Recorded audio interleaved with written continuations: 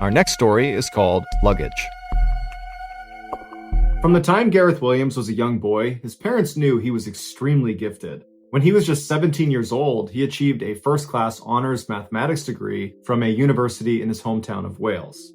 A couple of years after that, he had his PhD from the University of Manchester in England. And after that, he was accepted into a postgraduate course at one of the most prestigious universities in the world, Cambridge. But he wouldn't finish that degree because his incredible academic achievements had got the attention of Britain's intelligence agencies, and they began recruiting him. In 2001, when Gareth was 23, Britain's communication headquarters, commonly known as GCHQ, which is one of Britain's main intelligence agencies, offered him a job as a codebreaker. He eagerly accepted the job, dropped out of Cambridge, and then moved into a modest apartment in Cheltenham, which is the resort town about 88 miles away from London where GCHQ is located. And there he would live and work for the next 10 years. Despite being an intensely private and shy person, Gareth was a highly valued team player whose genius in mathematics and technology helped his group win a number of Britain's highest awards for international code breaking. In 2009, one of Britain's other main intelligence agencies, the famous Secret Intelligence Service, or MI6 for short, they were so impressed with Gareth that they offered him a job to come over and work for them. This was a very rare chance for Gareth to go operational and become a spy in the kind of Hollywood sense of the word. He would effectively become a real-life James Bond, and so he jumped at the chance. But shortly after taking the job and moving to London, he regretted his decision. He hated the intense competitiveness within MI6, the flashy cars and flashy lifestyles, and the pressure to go out and party with your coworkers every weekend. Gareth just wanted to do his job and then be left alone. At GCHQ, nobody cared he felt that way. But at MI6, this behavior made him an outsider. Before he left MI6, he took his annual 2-week vacation. But when the vacation was over, he didn't come back to work at his office in London. And for some reason, MI6 never checked in on him to see where he was. It wasn't until his sister called police after not hearing from him that anybody looked into his disappearance. On August 23rd, a uniformed officer went to Gareth's apartment in London to do a welfare check. After knocking on the door and not getting an answer from Gareth, the officer got the key to the apartment from the landlord and went inside. He yelled out for Gareth. There was no sign of him on the first floor. He went upstairs to see if maybe Gareth was up there. He's yelling for him the whole way as he's going up. He gets to the second floor. There's nobody up there, but there's a closed door. And what he finds on the other side of that closed door would make international headlines for weeks. When he opened the door, he walked into a bathroom, and there was nothing unusual about the bathroom, except in the bathtub there was this big red duffel bag. And inside of that duffel bag was the badly decomposed body of Gareth Williams. The zipper of the bag was padlocked shut on the outside, and the key to this padlock was underneath Gareth's body inside of the bag. There were no fingerprints on the rim or inside the bathtub. There were also no fingerprints on the bag itself, or on the 2 zippers, or on the padlock, or on the keys. Gareth's iPhone had been found nearby sitting on a table, and it had been factory reset. And later, investigators would determine it had been reset on August 15th, which was the last day Gareth was seen on CCTV footage, and it was also the day that they believe he died.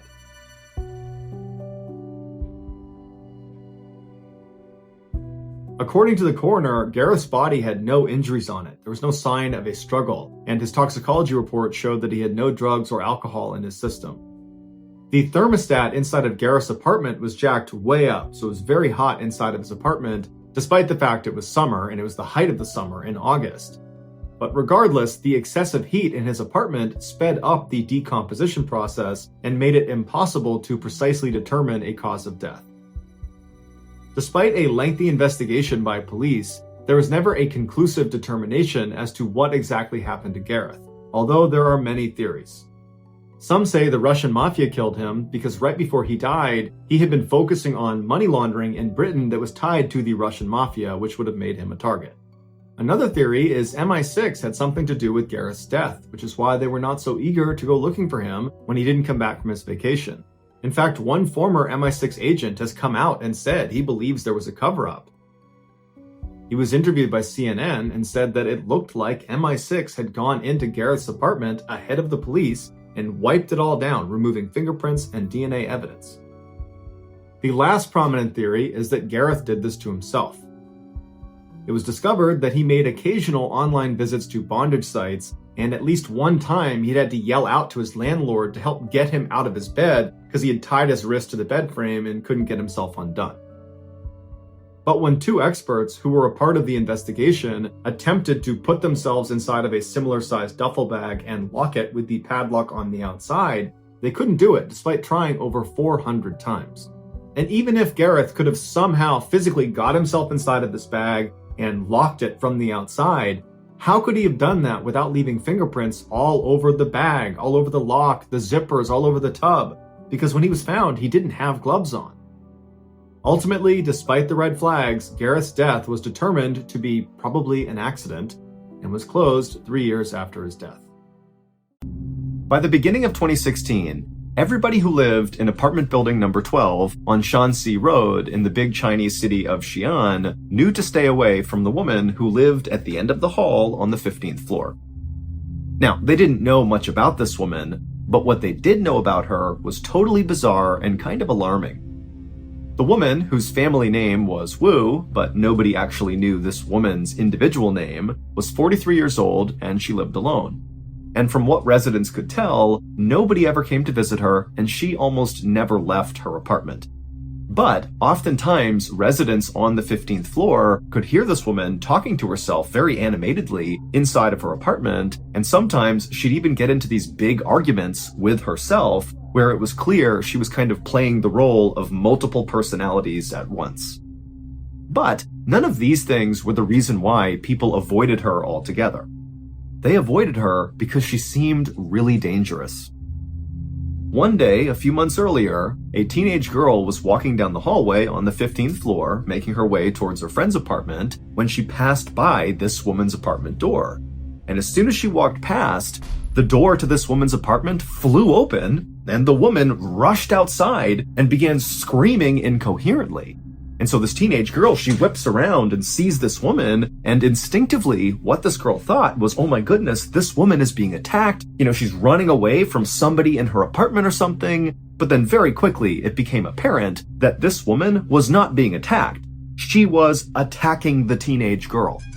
So this woman, she looks at the girl and her eyes go wide and she kind of curls her hands into claws. And then she began running down the hall towards this girl. And so the girl, she begins to scream and she turns and she runs down the hall and she manages to pound on her friend's door. And her friend happened to be right behind the door. They opened it up, the girl ran inside, and they shut and locked the door right as this woman came barreling into the door.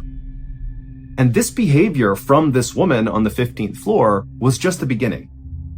Following this first attack, the woman on the 15th floor would routinely barge out of her apartment and chase down young women and teenage girls that were walking past her door. Now, this woman never actually hurt anyone that she chased down and even reached in time. She just kind of scared them. And so as a result, the residents of this apartment building, including the women and young girls who had been attacked by this woman, their reaction to this was not anger or resentment or, some desire to go call the police and have this woman arrested. Instead, the residents of this building just kind of felt bad for this woman. It seemed very obvious that she was mentally unwell and probably very lonely, and so they kind of collectively decided to not call the police and instead just kind of ignore her. But sometime in early February, this woman's random attacks on young women and girls just kind of stopped. And at first, residents, especially of the 15th floor of this apartment building, were just relieved because all of a sudden you could walk down that hallway in peace again. But by the end of February, it dawned on people who lived in this apartment building that not only had this woman stopped her random attacks, but also now they couldn't even hear her inside of her apartment talking to herself because that was something people always heard, and now her apartment was totally silent. And so pretty quickly, people became kind of worried about this woman. But nobody was willing to go knock on her door and actually make sure she was okay, because again, this woman was viewed as being kind of dangerous. I mean, she was literally jumping out of her apartment and attacking random passerbys, and so people just continued to keep their distance from this woman. And so as people did that, they began to tell themselves that, probably she just moved out without anybody noticing, and that's why she's gone quiet. But it would turn out that was not the case. Right around the time the woman on the 15th floor stopped her attacks and went silent sometime in early February, an elevator inside of this apartment building broke down between floors 11 and 10. And so a maintenance crew was called out to fix the elevator, but when they got there, they realized they didn't have the supplies or the manpower to actually make the fix, and so a decision was made to just cut the power to this individual elevator car, and then the work crew said they'd come back in about a month when they had the right supplies and people. And sure enough, a month later, this crew came back with what they needed, and they were able to lower the broken elevator car down to floor 10, and then they opened up the doors, and they were absolutely horrified at what they saw inside of that car.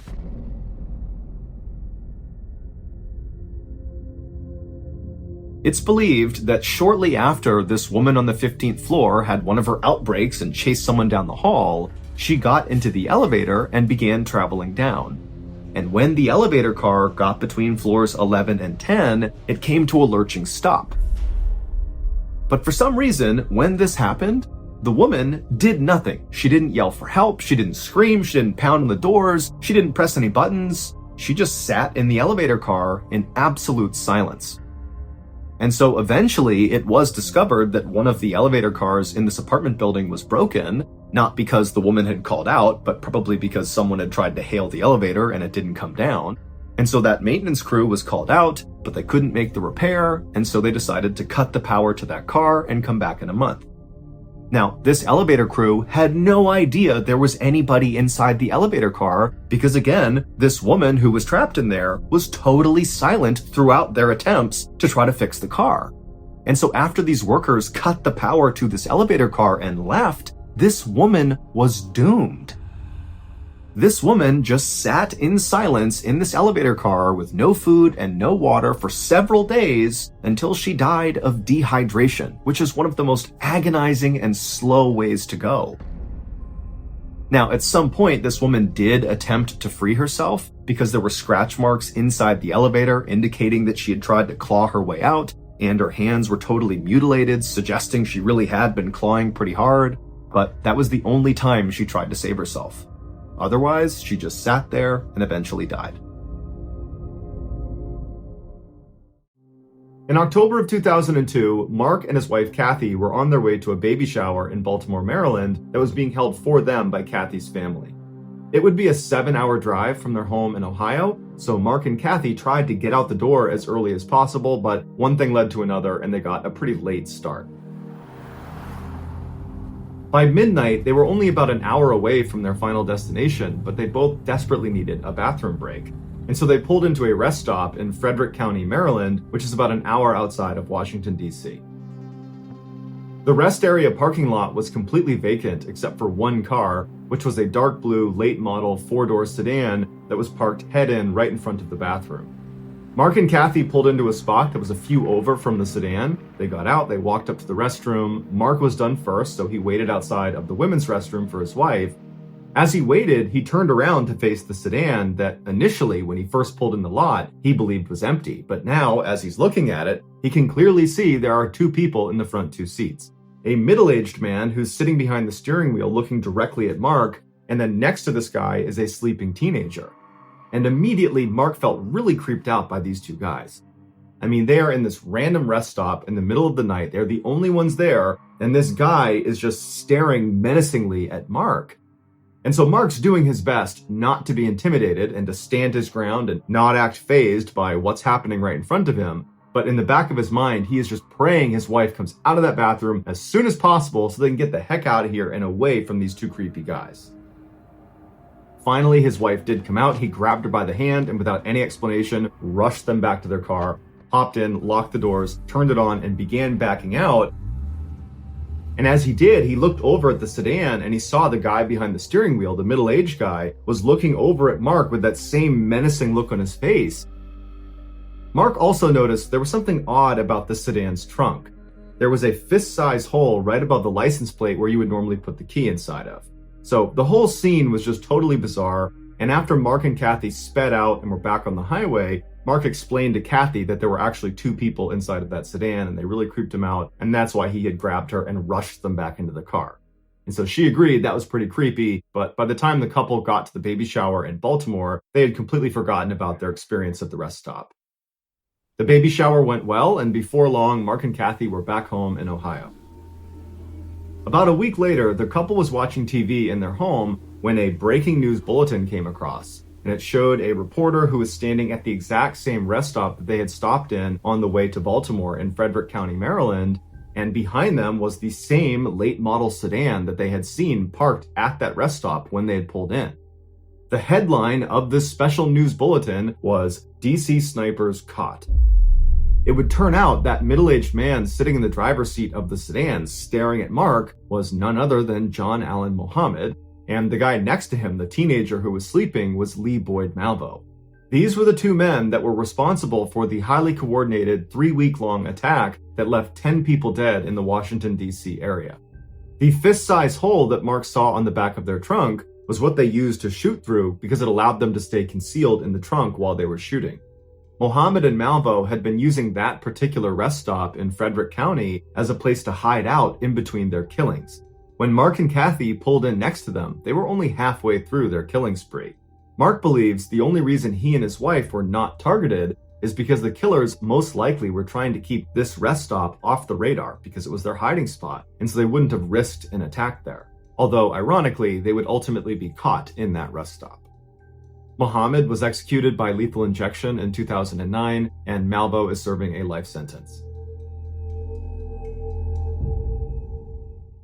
One day in March of 2012, a 5-year-old girl named Maria sat on the floor of her kitchen in a city in northeast Brazil, eating an empada and watching her aunt cook some stew. An empada is very similar to the empanada in that it is a pie filled with meat, but the empada is the Brazilian version of that pie. Maria's family was actually known for their cooking, specifically their empadas. In fact, at this very moment, Maria's mother was out selling their famous empadas on street corners and in bars and local restaurants. Now, the family got by okay this way, but despite their notoriety around these empadas, they really wanted more. They wanted their family name to be respected, to be powerful. And so to try to make that happen, Maria's family basically worked 24/7. Not just on making empadas, but basically in looking for ways to kind of grow and expand the family name. In fact, while Maria was sitting on the kitchen floor, she could hear her father in the other room working. And the reason she knew he was working is because periodically she could hear him yell out with excitement. He was basically sitting there coming up with ideas of how he could make the family name even bigger and better. And when he had a good idea, he would shout out and be like, "Oh, I found it!" And in addition to constantly sort of brainstorming for ideas of how to become rich and powerful, Maria's father also was an author, and he was writing a book that he was convinced was going to be another thing that would kind of ratchet their family up the social hierarchy. But because Maria's mother and father and basically everybody in her family were so completely immersed in work all the time, it meant they didn't really pay much attention to her. And so most of the time, Maria was just kind of on her own, usually playing in the kitchen or playing in the backyard. Just then, the front door opened and in walked Maria's mother, and she was grinning ear to ear. Not only because she now had an empty tray, meaning she had sold all her empadas, but also she had brought someone along that she was really excited to introduce to Maria. Maria's mom stepped all the way into the kitchen, and right behind her was this young woman. And Maria's mother pointed at this young woman and then gestured for Maria to come over and say hi. And she told Maria that this young woman wants to become her new nanny. And so you guys can play together all the time while me and your father are out doing our work. Maria stood up and gave a shy smile to the young woman, but she wasn't sold that this woman actually would become her nanny. Because in the past, there had been other women who had come by to be her nanny, and they didn't seem to last very long. And so Maria was not getting her hopes up. Still, Maria wanted to be friendly, so she walked over and, as a gesture of goodwill, she handed this woman her half-eaten empada. And the young woman took the empada and laughed and said, "Thank you." After that, Maria's mother told her to head on out back and go play by herself for a bit, while she and this new nanny hammered out the details of her new job. And she told Maria that as soon as they were done, the new nanny would come outside and join her and they could play together. And so Maria, who was always very obedient, did as she was told, and she headed out back and entertained herself. And the whole time, as she's just kicking rocks around and pulling grass up and just kind of doing what kids do, She kept looking back at the house, waiting for the nanny to come outside. But she didn't. And after a whole hour had passed by and still this new nanny had not come outside, Maria felt really bored. And so she went inside to go look for her. A month later, Maria was out in her backyard playing by herself like usual when she heard a commotion happening inside of her house. She looked over at the house and couldn't really tell what was going on, and then she heard the sound of her mother and her father and her aunt raising their voices like they were fighting with somebody. And then all of a sudden, these uniformed police officers came charging out the back door towards Maria. One of the officers came right up to her and asked her what her name was, and Maria was so scared, remember she's 5 years old here, that she didn't even know what to say, so she just stood there staring, being totally terrified. She had no idea what was going on. But, as these police officers would soon tell her, it would turn out her entire life was one big, horrific lie. Maria's father, George Silvera, was not actually her father, nor was Maria's mother, Isabel Silvera, her actual mother, nor was her aunt, Bruna Silva, actually her aunt. In reality, those three people were not related to Maria. They were instead members of a cult called the Cartel Sect. And all these three cult members cared about was impressing the members of the cult. When they thought about, making it big, their so-called family name becoming bigger and more powerful, that was all in relationship to the Cartel Sect. They wanted the members of this cult to look at them as the most powerful and important members of that cult. And the way they tried to do that was by performing the duties of this cult to the best of their abilities, better than anybody else in the cult. And so what did this cartel care about? Well, the literal purpose of the Cartel Sect was to eliminate women they deemed unclean in order to reduce and purify the world's population. And Maria's family, the mother, the father, and the aunt, had become very well versed at doing this. All those nannies that came around to see Maria, well, the reason they kept vanishing is because shortly after the mother, the father, and the aunt introduced them to Maria and said, "Oh, she's going to be your new nanny," they would shoo Maria out into the backyard, and then they would murder the nanny because this person had been deemed unclean. They would cut their throats and stab them to death. But that wasn't all. That wasn't enough cleansing. After they murdered these women, they would then butcher them and stuff the human meat into their famous empadas and sell them to the people in town. They literally were feeding people in this city human meat.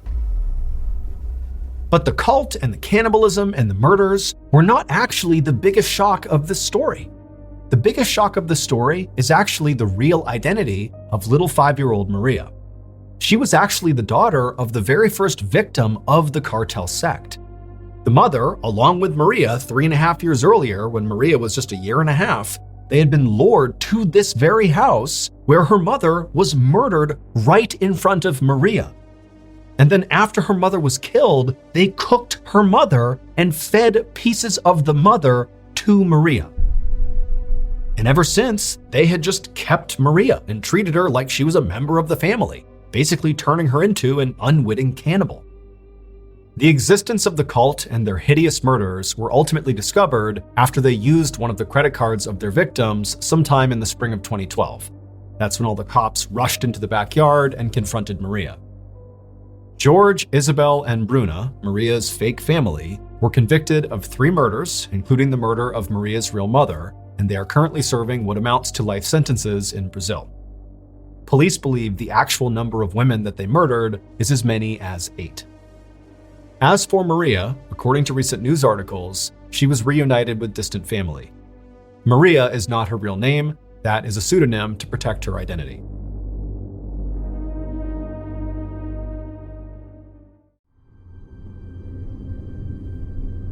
On the afternoon of July 18, 1997, a man was driving down a road surrounded on both sides by trees in a rural part of Wisconsin called Douglas County.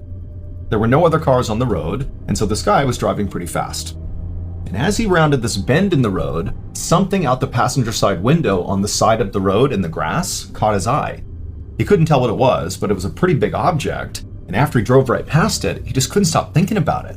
Like, whatever it was, it just seemed out of place. And And so for whatever reason, this man felt compelled to actually stop and go see what it was. And so he slowed down and parked on the shoulder, he got out, and began walking along the road back in the direction of this object. And as he got closer, he began to see this object again in the shoulder of the road, and it was sort of obscured by grass and other things, so he couldn't see what it was. But as he got closer, he saw the object was pretty big, and it was all white. And as he took a few more steps and got within maybe 20 or 30 feet, he finally got a better look at this object, and he just froze. Because the object was a man wearing all white, a white suit, a white belt, white shoes, all white, and he was laying on the side of the road, just totally motionless. And for a second, the driver thought, maybe this guy is sleeping, but after taking only a few more steps and getting a totally unobstructed view at this guy, he saw there was a gaping hole in this man's chest. He was obviously dead. And so the driver turned around, ran back to his car, sped to the nearest house, and called 911. The next morning, a Douglas County detective named Stephen Long was sitting at his desk looking at the photos of the dead man in white. This murder case was less than 24 hours old, but already this was one of the weirder cases that this detective had ever been assigned to. The victim had pretty much immediately been identified because he was carrying on his person his wallet, and in his wallet was his driver's license, and so they knew who he was. But the man in white's identity actually made the whole case more confusing, not less. The dead man was a 45-year-old millionaire named Mark Foster. Mark lived 3 hours away in Minneapolis, Minnesota, and had no discernible ties to Douglas County. And so the detective was thinking, what is this rich guy doing here, dressed head to toe, all in white, getting murdered on the side of some local random back road? But things only got more confusing from there. After the medical examiner did Mark's autopsy, he told Detective Long that he had discovered a note inside of Mark's shoe. And the note just said, "Jack Frazier isn't here, but it's Jimmy Bailey, or a lookalike? I hope I'm okay." Now, nobody, including Detective Long, had any idea what this note meant. It was far too cryptic. But when they ran Jack Frazier and Jimmy Bailey's names through their database, the police discovered that both of those men, one, existed, and two, they lived in Minnesota, same as Mark Foster. And so naturally, Detective Long began to suspect that maybe those two men were connected in some way to Mark Foster. Maybe they were involved in his murder, or maybe they were actually his killer or killers. He didn't know, but it was his best lead. So Detective Long decided he would just have to go to Minneapolis to try to find out more. A few hours later, Detective Long parked his car at the Minneapolis police station. He got out and walked inside the building. Waiting for him inside was the local detective who Mark had already spoken to. And so after meeting this detective, the two of them went into an interview room where Mark Foster's wife was waiting for them. And right away, Detective Long noticed that she was very pregnant and at least 15 or 20 years younger than Mark. But despite that, she seemed very composed. It would turn out she had already been told about her husband's death, and she was basically resigned to the fact that she was here to try to answer questions to figure out what happened. And so the detective sat down and they began to interview her. And then when they brought up the note that was found in Mark's shoe, specifically when they said the two names that were on that note, Jack Frazier and Jimmy Bailey, when they said that, it triggered something in Mark Foster's wife. She immediately began to cry. And then in between sobs, she would tell the detectives that she knew who those two men were. She told them that she had previously had relationships with both of them before marrying Mark. And she said after she married Mark, Jack and Jimmy became very jealous. They didn't like the idea that she had chosen Mark over them. And so she had always felt like those two, Jack and Jimmy, sort of had it out for Mark as a result of this romantic rivalry. After the interview with Mark's wife ended, Detective Long began to think that, despite this case appearing on the surface to be very odd and confusing, that perhaps in reality, it was quite simple. Maybe Jimmy and Jack were so jealous of Mark that they killed Mark. I mean, based on what Mark's wife had just told them in the interview about them being romantic rivals of Mark, and also the fact that that note was in Mark's shoe and named those two men, it certainly seemed very possible. But over the next couple of days that Detective Long began digging into this theory, that theory fell apart. Because it would turn out Jack Frazier and Jimmy Bailey had absolutely airtight alibis. They simply couldn't have been the killers. Now, Detective Long was obviously frustrated. He felt like he really had it here, but he was not deterred. He decided his next move would be to try to better understand his victim. To this point, he had already interviewed a lot of Mark's friends and family, but something he had not done yet was simply go to Mark's house and have a look around. So Detective Long got a search warrant, and on July 29th, roughly a week after Mark was killed, Detective Long, along with another detective, pulled up in front of Mark Foster's large 2-story home in the middle of a quiet suburban neighborhood. Now, from the outside, the home looked totally ordinary relative to its neighbors. But once they got inside the house, it was anything but. The detectives made their way up to the front door and knocked, and a few seconds later, Mark Foster's wife opened up the door and let them inside. And right away, Detective Long is looking around, and he's seeing all over the walls on the first floor of the house are these graphic pictures and paintings of naked people. And then in addition to that, on some of the coffee tables and various surfaces on the first floor, right when you walk in, are all these pornographic magazines and books everywhere. And Mark's wife didn't acknowledge any of it. She acted like it was completely normal to have all this stuff right in the front part of your house. And so the two detectives are looking at each other as, Mark's wife is leading them on this tour through the first floor. And at some point, Detective Long just said, "Hey, Mrs. Foster, why don't you have a seat on the couch and you just let us take a look around your house on our own?" And so she said, okay. She sat down on the couch, and then the two detectives, they left the living room, went back to the front of the house, and made their way upstairs. And once they got upstairs, they found the master suite, and there was all this bondage gear inside. There were leather straps attached to the bedposts, there was whips and handcuffs, there was also additional pornographic material in there. But, considering what the detectives had seen downstairs, this sort of felt on par for this house. And so after searching the other bedrooms and other rooms on the second floor and finding more pornographic material basically everywhere, the detectives found their way back to the hallway in the second floor, and they noticed there was a rope hanging down from the ceiling, and it was attached to the pull door that led to the attic. And so the two detectives, they walked over, they pulled the rope down, it revealed this fold-out set of stairs that came down from the attic, and once those were in place, the two detectives began climbing up. And once they got up there, they discovered that this attic was not a storage space like many attics are in American homes. Instead, this attic was a fully functional room that sort of resembled like a satanic dungeon of sorts. All the walls were totally jet black, and there were all these burned out candles all over the place and tarot cards littering the floor. And on the back of the attic, basically all the way on the other side, there was what appeared to be an altar that sort of overlooked the entire room. And on the altar were more candles, and there was a voodoo doll. It's totally creepy, and the two detectives are looking at each other like, what's going on here? And so the detectives, they climbed all the way into the attic, and then slowly began walking across towards the altar. And when they got close enough to actually see the altar up close, they just froze. Because sitting on the altar, in addition to the candles and the voodoo doll, were two business cards. Their own business cards. Detective Long and his partner immediately went downstairs and confronted Mark's wife about the attic. Like, what's going on up there? Why are our business cards on your altar? But Mark's wife, the second that attic was mentioned, went silent. She refused to speak about anything to do with the attic. And so after a minute, realizing this conversation was going nowhere, Detective Long and his partner called for backup. And as they waited for backup, the two of them stepped away from Mark's wife and began speculating like, is this a cult? Was Mark a part of a cult that ran it out of his attic? What's going on here? And are we being targeted by the cult? Is that why our names are on the altar? A few minutes later, backup arrived, and they would do a much more extensive search of the property. But other than finding more pornographic materials and, bondage gear, there really wasn't anything else substantive that connected Mark or his wife to what happened to Mark, or what Mark was even doing in this house. Was he in a cult? They didn't know. And so ultimately, Detective Long and his partner told Mark's wife, who still is being quiet at this point, that she should not leave town because they were going to follow up with her soon. Now, in fairness, Detective Long couldn't tell if Mark's wife was being silent and not talking about what was going on in her house because, she was complicit in some way in what happened to Mark, or if she was maybe being threatened by somebody and she was afraid to talk. They didn't know.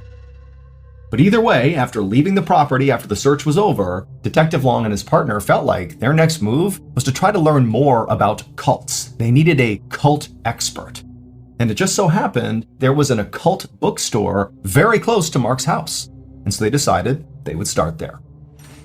And right away, their decision to go to that bookstore paid dividends, but not how the detectives expected. It would turn out the owner of that bookstore was indeed a cult expert, but much more importantly and relevant to this case was that the owner happened to personally know Mark Foster. And he told the detectives that Mark came to his bookstore all the time, and also the owner said he knew a bunch of Mark's friends.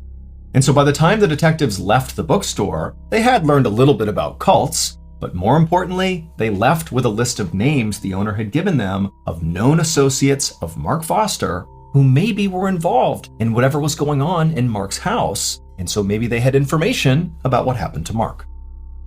The detectives were able to track down everybody on this list very quickly, and they were all young people in their 20s. And in each of the interviews they conducted, each of these young people were very open about being in what they called a religious group that they said Mark was a part of as well. Now, the detectives theorized that this religious group was very likely a cult, like they believed, but they didn't call it a cult, they called it a group. But the detectives didn't let up. They kept pressing these people until eventually a new name surfaced, Greg Freisner. Now, none of these people said Greg was in charge of the cult. Instead, they just sort of said, well, talk to Greg if you want more information about our group. The detectives naturally began to wonder if this Greg person was the cult leader, or maybe he was Mark's killer, or maybe he was both. But regardless, it seemed pretty apparent that they needed to talk to Greg because he might have more information about what happened to Mark. It took a few days, but the detectives were able to track Greg down and they brought him in for an interview. And boy, oh boy, did Greg have a story to tell.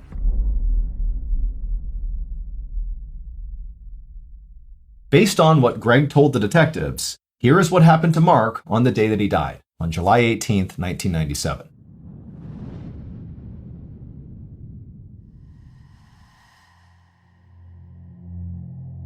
On that day, Greg Freisner met Mark Foster at Mark's home.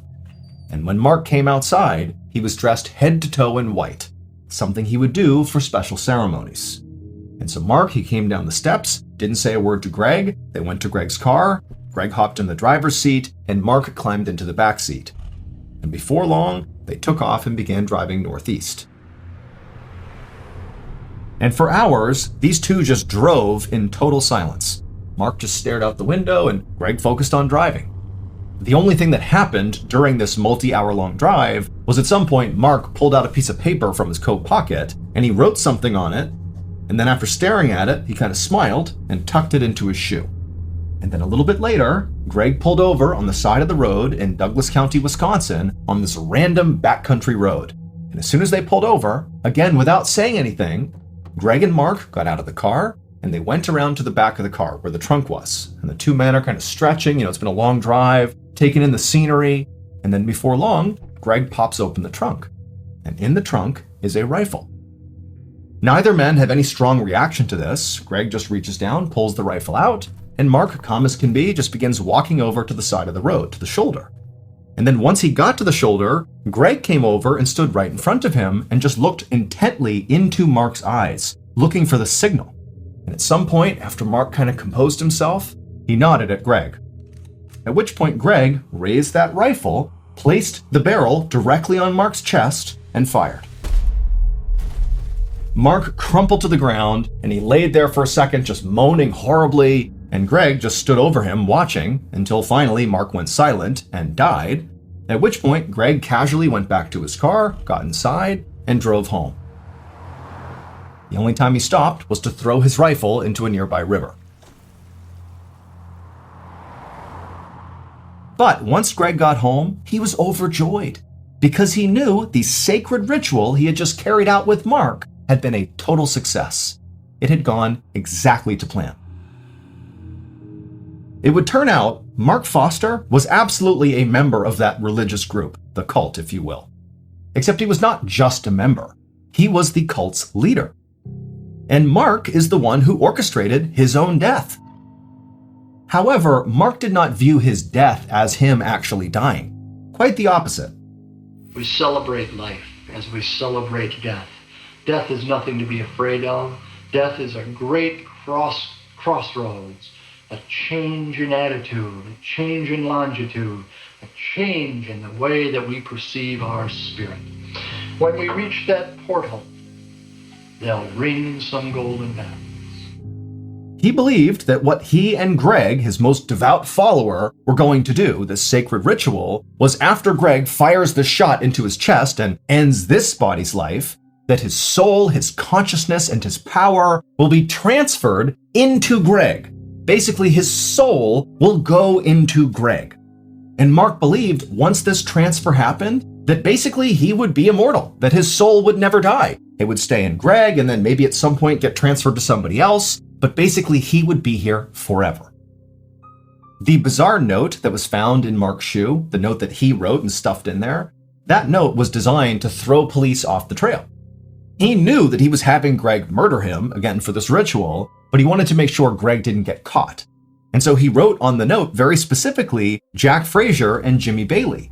Those two people he hated. He hated that they had been in past relationships with his wife, and they hated him, and so he figured if he was going to create a scapegoat for his murder, who better than his romantic rivals? They had nothing to do with it. He just named them in that cryptic note to get them in trouble. As for all the pornography and bondage gear that was found inside of Mark's home, well, that all played a role in Mark's cult as well. He was a firm believer that the more sex he had with his followers, often multiple followers at the same time, the more powerful he would become.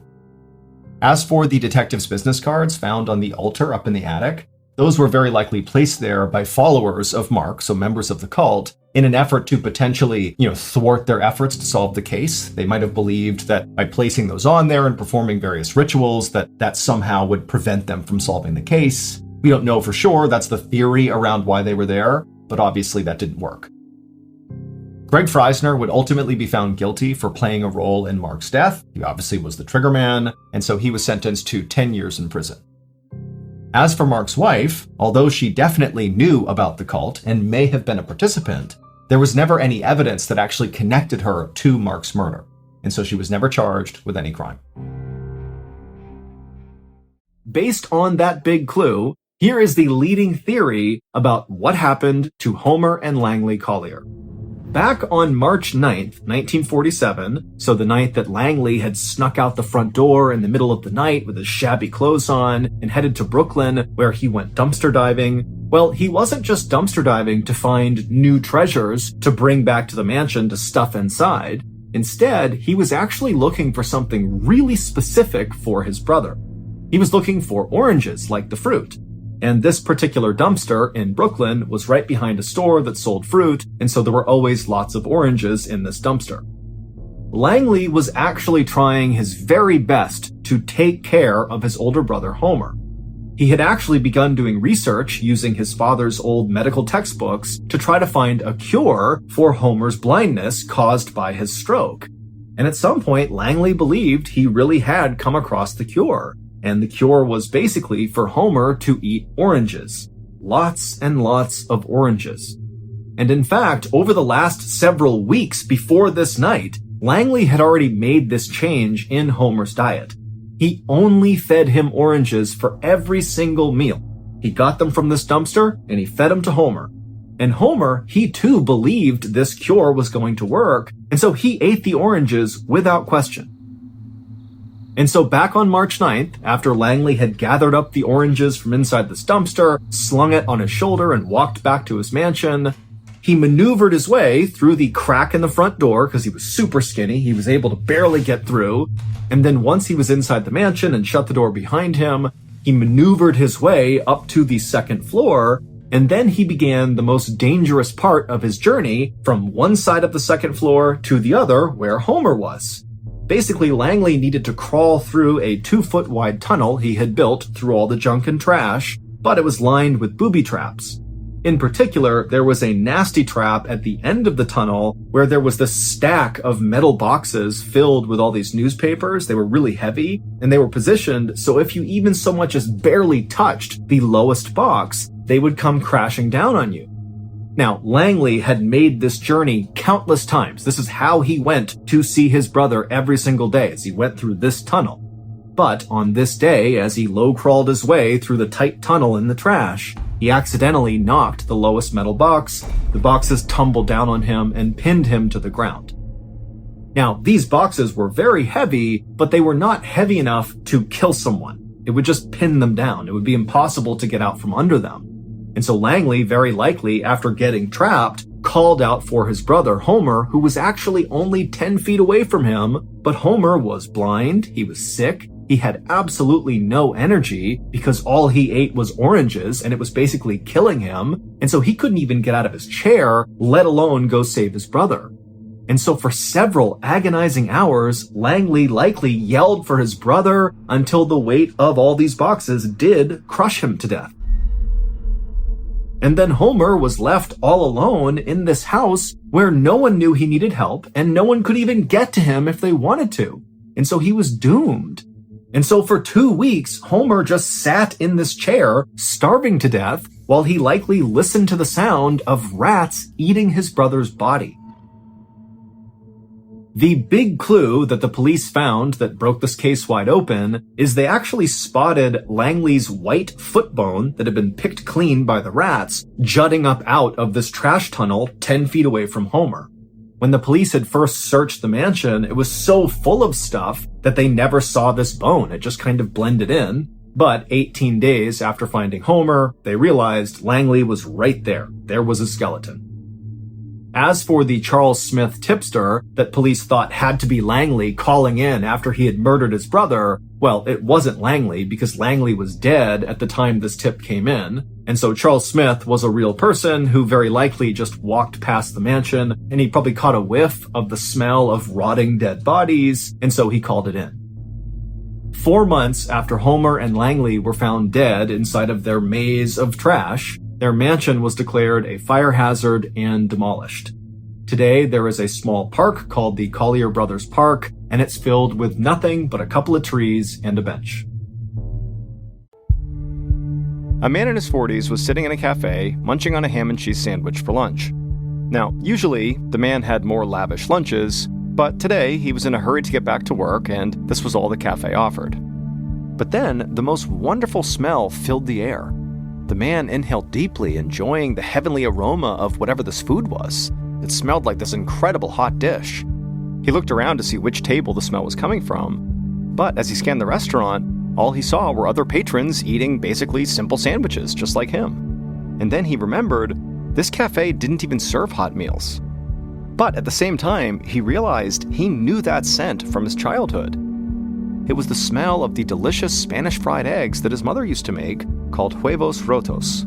This was not the man's first phantom smell. A few weeks ago, his apartment had filled with the amazing aroma of his mother's cooking, completely out of nowhere. But now, in this cafe, just like that time in his apartment, the sweet smell suddenly turned sour. The man could taste something metallic in his mouth, and the foul odor of sour milk lingered in the air, making him gag. And so suddenly, a wave of panic crept over the man. He didn't know why he kept smelling things that weren't there.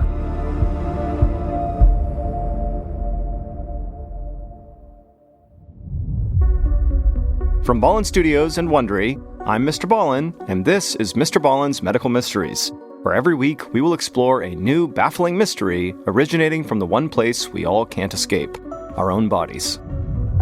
If you like today's story, ask the follow button to go on a long hike with you, but before you go, superglue a tiny pebble inside one of their shoes.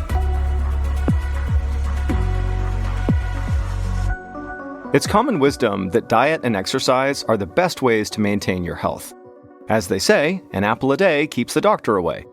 But sometimes, no matter how fanatical you are about counting calories and getting daily exercise, there's just nothing you can do to keep certain illnesses at bay. And on this episode, we have 2 stories about extremely healthy people who find themselves fighting off strange, deadly conditions. The first story is about a marathon runner who suddenly goes through a drastic lifestyle change with no explanation. And the second and final story is about an active older woman who unexpectedly finds herself in the hospital, with doctors struggling to figure out what's wrong with her before it's too late.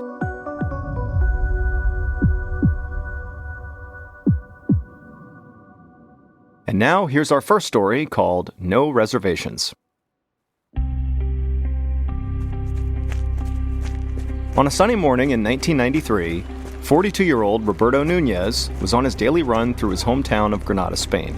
And as usual, along this route, he ran past delivery trucks parked outside of restaurants, and kitchen workers carried crates of food from these trucks into the back of the restaurants to prepare for the day's meals. Now, Roberto had never really paid these restaurants much attention. He was an athlete, and to him, food was just fuel, not some delicacy.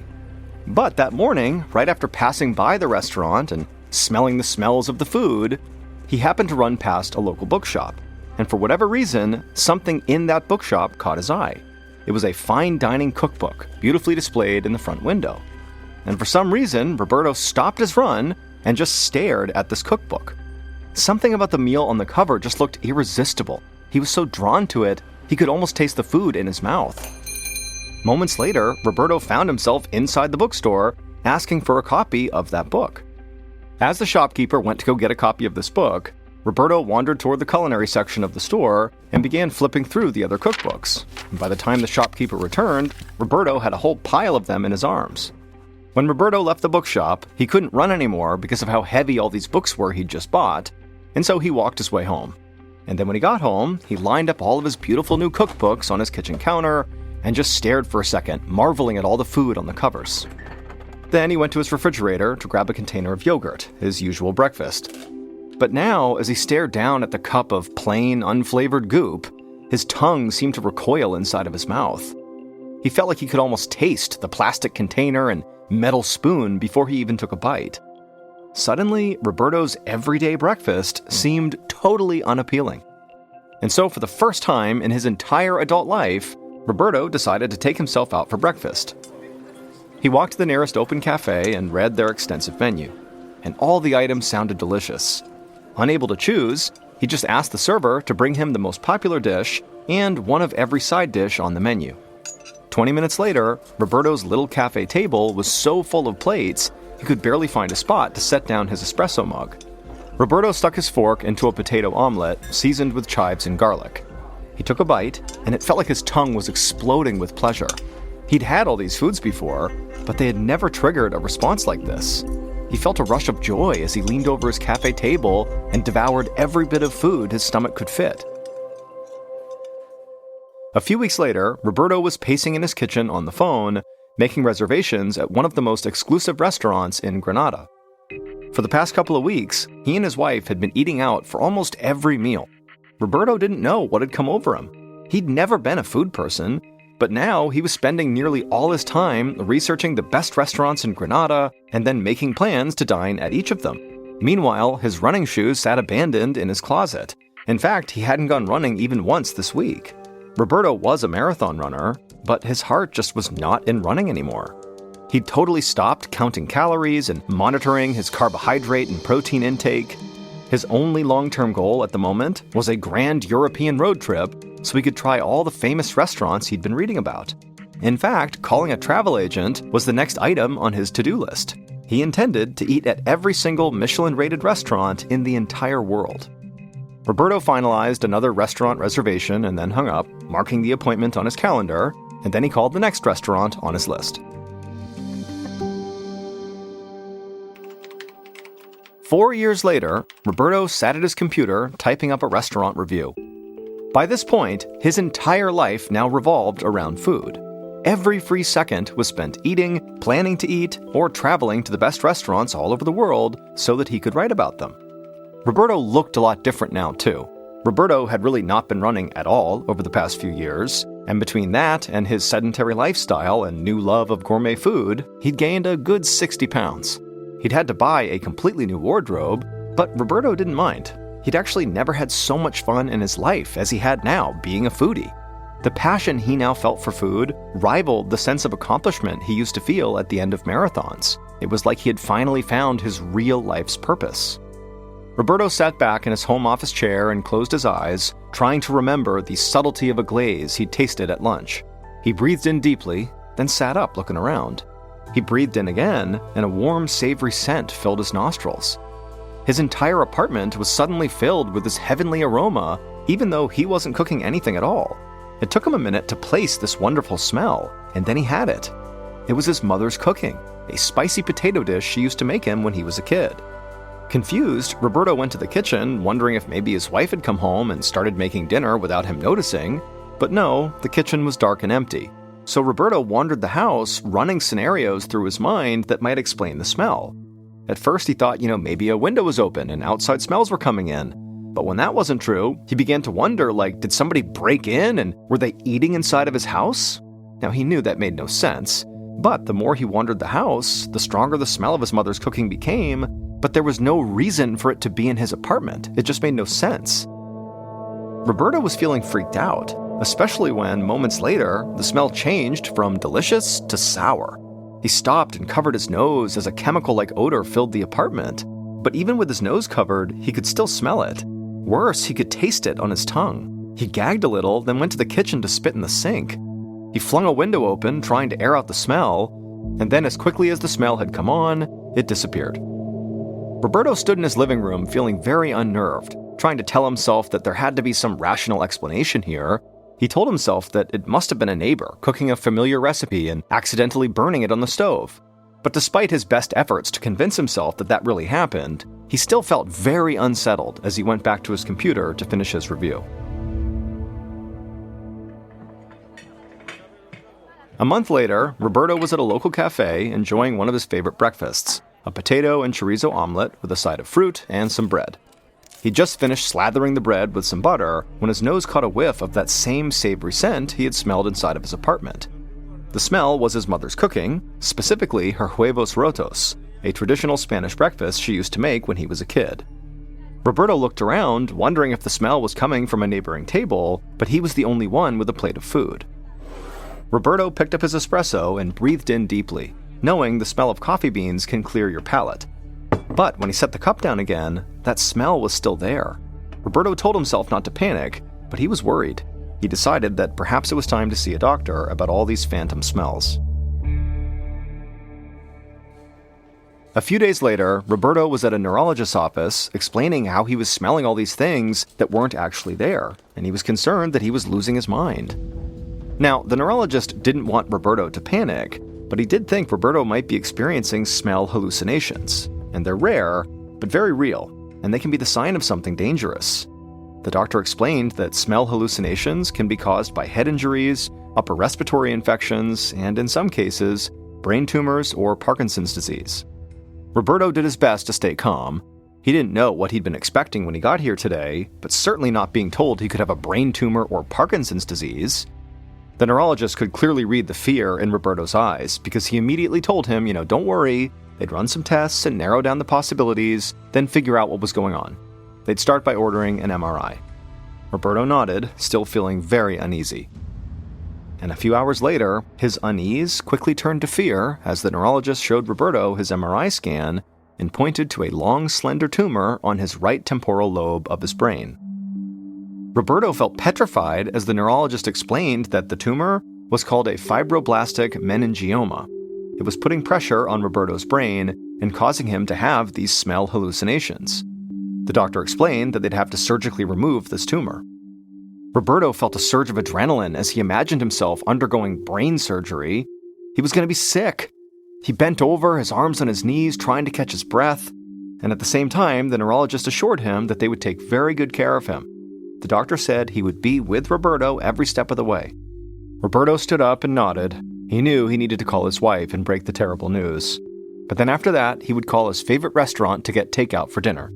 He was in the mood for some comfort food. A few weeks later, Roberto was at home on his couch watching his favorite cooking show on TV. His head was still bandaged from his 14-hour brain surgery, which his neurologist said had been a success, and Roberto had been making slow but steady progress in his recovery. As he flipped through the channels, the mouth-watering smell of roasted chicken suddenly filled the room. And for a second, Roberto was terrified. Was this another smell hallucination? Did the surgery not work? But then he looked up and saw his wife enter the living room carrying 2 plates of roasted chicken, his dinner. His stomach rumbled, and he thanked his wife as she set his plate down on the coffee table and helped him sit upright. Roberto had not had a single smell hallucination since his surgery, and he was hoping that that meant he was cured. And so feeling like he had a new lease on life, Roberto looked forward to getting back to his food blog and the long list of restaurants he still wanted to try. 12 years later, on March 3, 2010, Roberto, who was now 58 years old, stood on the scale at his neurologist's office for a routine follow-up. Even though it had been over a decade since his brain surgery, he still had to get regular MRI scans to make sure there was no new tumors in his brain. The nurse took note of Roberto's weight. By this point, Roberto had gained approximately 110 pounds since he first took an interest in food. But this just didn't really bother him. He knew he'd been gaining weight steadily over the years, because after all, he ate rich and decadent foods for almost every meal, something he just loved to do. And besides, his career in food had really become quite incredible. Roberto was now a widely recognized and respected food critic. He wrote for prestigious magazines and gastronomy guides, and had been featured in a few newspapers. After that day's scan, Roberto waited inside of his neurologist's office, expecting the same results he got after every other appointment, all clear and good to go. Except this afternoon, his neurologist did not look too happy when he came through the door. He told Roberto that the MRI today showed a growing lesion and mild damage in the same areas where his tumor had been, and he believed that the lesion was likely left over from his surgery a decade ago. Roberto was shocked and asked the doctor if this meant more brain surgery. But the neurologist assured Roberto that this lesion was small. So small, in fact, they could very likely manage it without having to resort to surgery. Instead, they would do something called radiosurgery, which is when very focused beams of radiation are used to treat cancer cells in other tissue without any incision. Roberto liked the sound of that and scheduled the radiosurgery for later that week. A month later, Roberto parked his car along a street in Granada and adjusted his tie. Then he opened the passenger door for his wife, and the two of them began walking up the sidewalk on their way to a restaurant opening. And as they strolled along the boulevard, Roberto told his wife the good news. He'd had a follow-up doctor's appointment at his neurologist that afternoon. He'd completed his radiosurgery appointments at the start of the month, and now his neurologist told him that his lesion had shrunk by more than 25% and was no longer pressing on his temporal lobe. His neurologist felt optimistic that the lesion would soon be gone, and Roberto would be in full remission. As they neared the restaurant, Roberto's wife gave him a kiss and told him this was fantastic news. She was so relieved. Then the hostess led Roberto and his wife to their table and removed the shiny gold reserved placard as they sat down. The new restaurant was buzzing with anticipation. It was chock full of well-dressed diners, all clearly looking forward to an excellent night of food. A server came out to pour wine, and moments later, Roberto's first course was set down in front of him. But for some reason, it didn't look appetizing. He stared down at the food, trying to conjure some of the excitement he'd been feeling just moments ago, but he couldn't have been less interested. In fact, he kind of just wanted to leave and go home and get a good night's sleep. But Roberto was a professional, so he made himself eat every course they brought out to him. However, later that night, when he was working on the review, Roberto had to admit that his heart just wasn't in it. And so for the first time in more than 15 years, food just didn't really interest him. And the next time Roberto saw his neurologist, he learned why. It would turn out the tumor and lingering lesion pressing on Roberto's temporal lobe, known as the amygdala, was what had caused not only his hallucinatory smells, but his extreme interest in food. The pressure from the tumor created a brain injury, which in very rare cases can trigger a bizarre brain and eating disorder called gourmand syndrome. People who suffer from this condition can literally become completely obsessed with fine dining. They become preoccupied with food and sometimes become compulsive eaters, even if they had formerly been very health conscious. And that's exactly what happened to Roberto. Once Roberto's tumor was removed and the lesion was finally reduced, Roberto's love for food basically completely faded. However, despite that, Roberto did not give up on his career. He kept working as a food critic, even if his job was not nearly as enjoyable as it was before.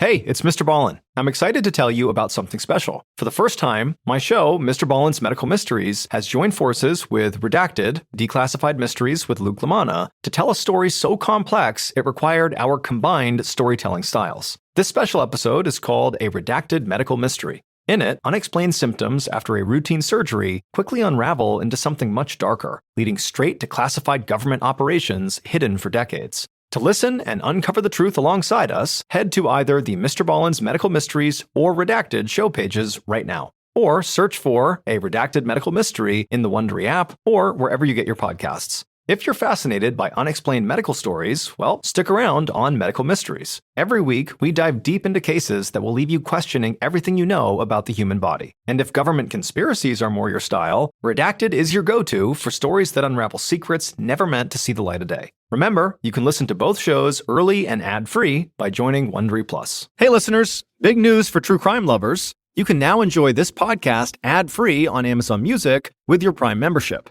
Listen to all episodes of my podcasts, MrBallen's Medical Mysteries and MrBallen's Strange, Dark, and Mysterious Stories, along with a huge collection of top true crime podcasts, completely ad-free.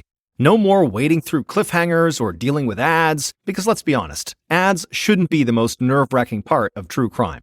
To start your ad-free listening journey, download the Amazon Music app for free or head to amazon.com/ballen. That's amazon.com/BALLEN. Dive into uninterrupted true crime stories today. And now, here is our second and final story of today's episode, called The Bitter End. One morning in 2022, a 64-year-old woman named Beth shuffled into her kitchen in Ontario, Canada. It was early, and so Beth was still wearing her pajamas. She opened up her kitchen window to let fresh air blow inside, and as she did, she took in a deep breath and smiled. Beth always reminded herself not to take life's small pleasures, like a cool summer breeze, for granted. She grabbed a loaf of whole wheat bread off the counter and put 2 slices in the toaster. Then she opened her fridge and pulled out a container of green juice and a couple of organic eggs. Beth was extremely health and diet conscious and usually had this same breakfast every morning. She drank 2 glasses of juice while her toast cooked, and she scrambled her eggs. Then she sat at the kitchen table to eat. When she finished, she put her dishes in the sink and walked back to her room to get dressed for her morning jog. But as she was trying to decide what shirt to wear, Beth felt this dull pain in her lower abdomen. At first, she was able to ignore it, but then the pain got sharper and Beth suddenly was clutching her stomach. And then she felt weak, and a wave of nausea made her rush from her closet to her bathroom, where she vomited and then had diarrhea. Beth shakily walked to the sink and drank a few sips of water from the tap. When she looked in the mirror, she saw that her face was beet red. She could feel her heartbeat thudding in her throat, and so she brought 2 fingers up to her neck and began to count her pulse. And she found her heart was absolutely racing, and it really scared her because she had high blood pressure, and so she knew, at any point, something could go wrong with her heart.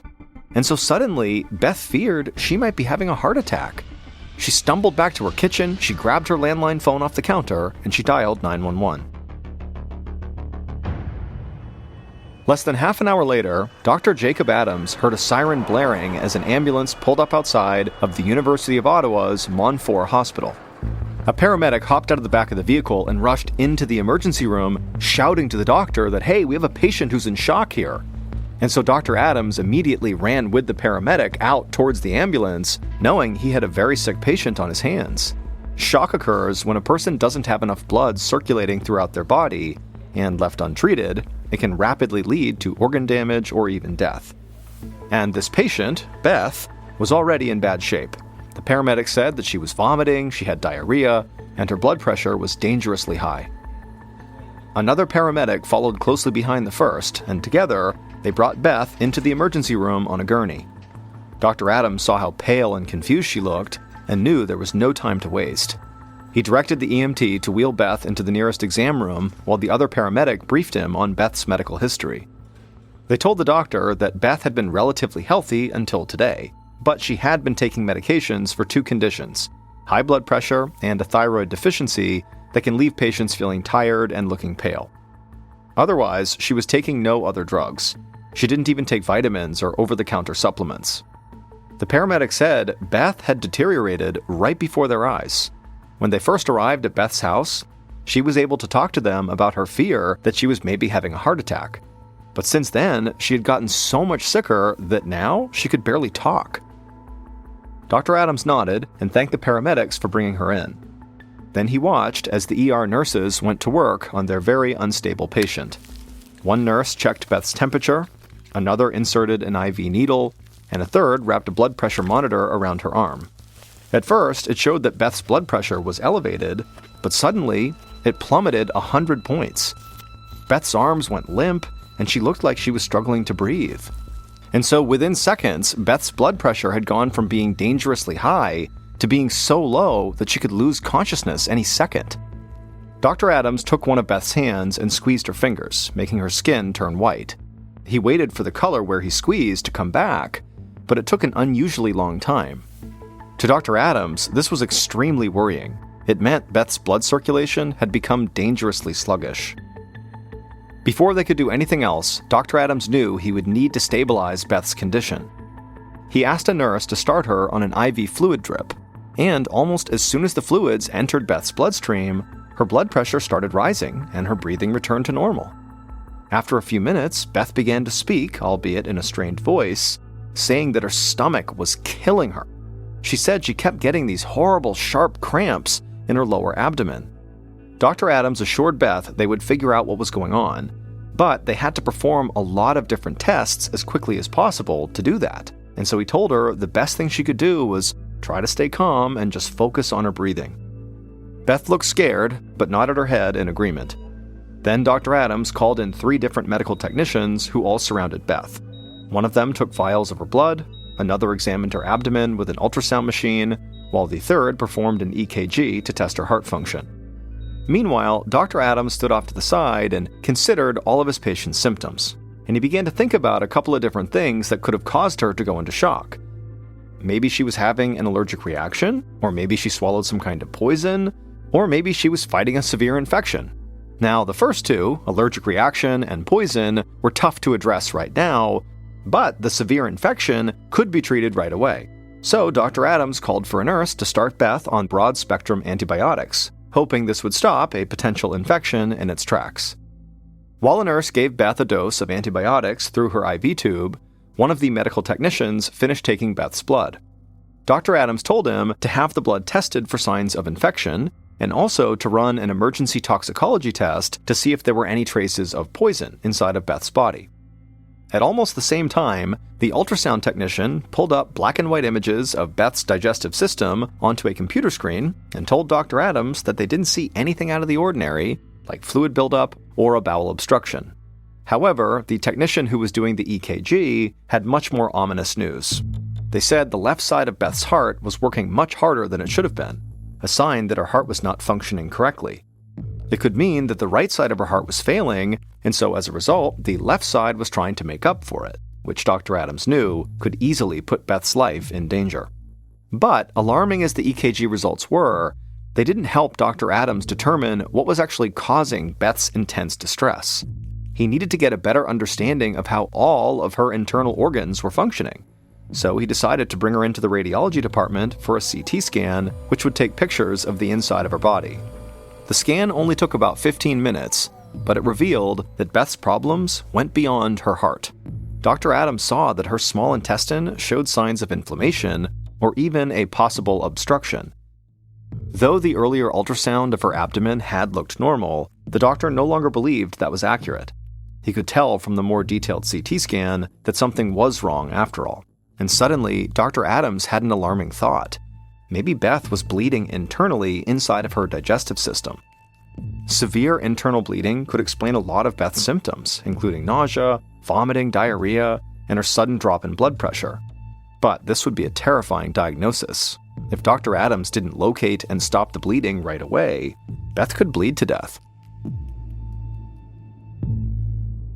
A few minutes later, Dr. Adams received the results of Beth's blood work. Her toxicology report came back normal, meaning technicians had not found any poison in her system, but on the other hand, the results showed she did have elevated levels of a protein found in red blood cells, which did seem to indicate she did have internal bleeding.